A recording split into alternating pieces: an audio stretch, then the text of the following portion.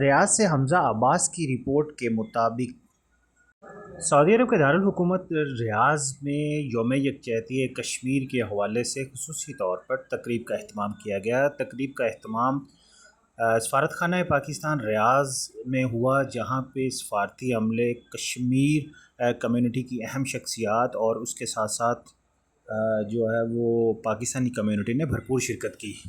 تقریب کے اندر پاکستانی کمیونٹی نے کشمیر سے اپنی محبت کا اظہار کیا۔ خطاب کرتے ہوئے ڈپٹی ہیڈ مشن معظم علی کا کہنا تھا کہ ہمارا مقصد کشمیر کے اندر جو انسانی حقوق کی پامالیاں ہیں ان کو اجاگر کرنا ہے، اور اس کے ساتھ ساتھ پاکستانی کمیونٹی کشمیریوں کے ساتھ کھڑی ہوئی ہے۔ انٹرنیشنل کشمیر کمیونٹی کے چیئرمین سردار رزاق خان کا کہنا تھا کہ کشمیری آج بھی پاکستان کے ساتھ ہیں اور کشمیر اپنے خود ارادیت کے لیے بھرپور کوشش اور جدوجہد کرتے رہیں گے۔ سعودی عرب میں مقیم پاکستانی کمیونٹی اور ان کے ساتھ ساتھ کشمیری کمیونٹی نے اس بات کا اعادہ کیا کہ انٹرنیشنل جو فورمز ہیں ان کے مطابق اور یونائٹڈ نیشنز کی قراردادوں کے مطابق کشمیریوں کا ان کا حق خود ارادیت ملنا چاہیے، اور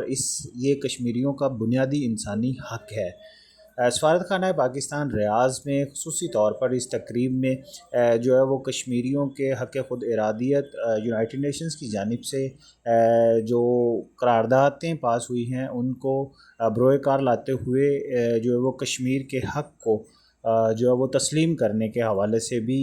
جو ہے وہ گفتگو کی گئی۔